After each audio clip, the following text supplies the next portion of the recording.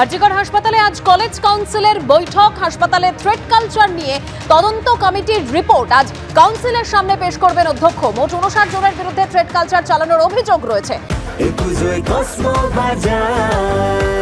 Happy ফ্যামিলির happy smile.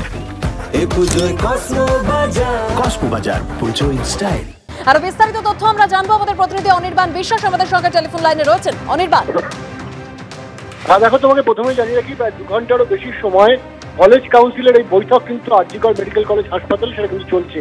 আজ যে প্রিন্সিপাল তিনি কিন্তু কলেজ কাউন্সিলের এই বৈঠকে তদন্ত কমিটির পক্ষ থেকে যে 59 জনের বিরুদ্ধে থ্রেট কালচার নিয়ে যে অভিযোগ জমা করেছিলেন জুনিয়র চিকিৎসক থেকে শুরু করে পিজিটিরা, সেই 59 জনের বিরুদ্ধে যে তদন্ত প্রক্রিয়াটা ইতিমধ্যে শেষ হয়েছে, সেই তদন্ত প্রক্রিয়ায় ঠিক কি কি উঠে এসেছে। মোট 40 জন এখনো পর্যন্ত গুরুতরভাবে অভিযুক্ত, এমনটা কিন্তু আমরা জানতে পারছি।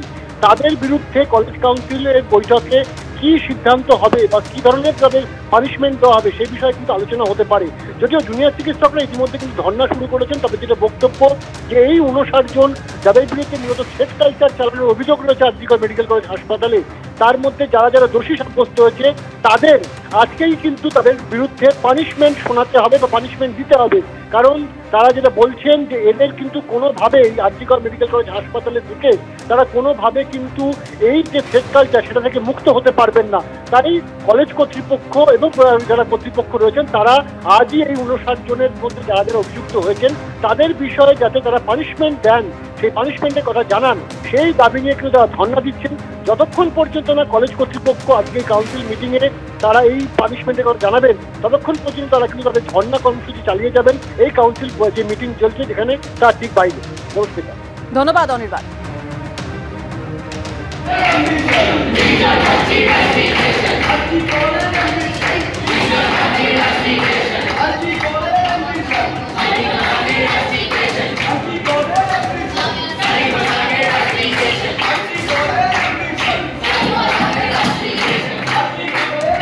মোট 59 জনের বিরুদ্ধে থ্রেট কালচার চালানোর অভিযোগ। যে ছবি আপনারা দেখছেন, দোষীদের বিরুদ্ধে আজই শাস্তি ঘোষণার দাবিতে হাসপাতালে বিক্ষোভ দেখাচ্ছেন ডাক্তারি পড়ুয়ারা।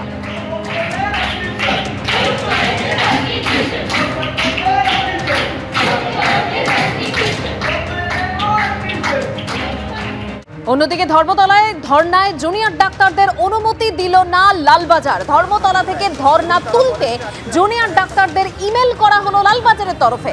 পুজোর সময় মানুষের অসুবিধা হবে, সমস্যা হবে ট্রাফিকের, আইন শৃঙ্খলার সমস্যা হতে পারে বলেও আশঙ্কা। জুনিয়র ডাক্তারদের ইমেল কলকাতা পুলিশের।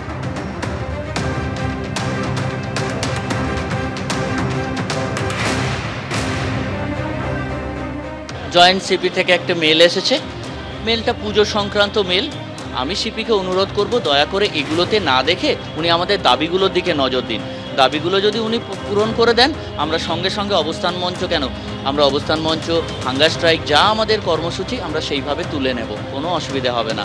আপনারা ওদিকে নজর দিন এবং রাজ্যে যে ধর্ষণগুলো হচ্ছে, খুনগুলো হচ্ছে, ওদিকে তাকান। আমরা আমাদের যথেষ্ট আজ পর্যন্ত 58 দিন পেরিয়ে 59 দিন হতে চললো। আমাদের আন্দোলন যথেষ্ট শান্তিপূর্ণভাবেই করে আসছি এবং সেটাই চালিয়ে যাব। একদমই তাই, আমি মেনে নিচ্ছি ট্রাফিকের সমস্যা হতে পারে। কালকে যখন আমাদেরকে এইখানে জুনিয়র ডাক্তারকে মেরেছিল এবং তারপরে যখন আমরা এখানে বসে গেছিলাম তখন সেটা মাথায় আসেনি। আমরা তো একটা জিনিস চেয়েছিলাম, আমাদের কাছে ক্ষমা চাওয়া হোক, সেটা কথা মাথায় আসেনি। এখন ট্রাফিকের কথা মাথায় আসছে।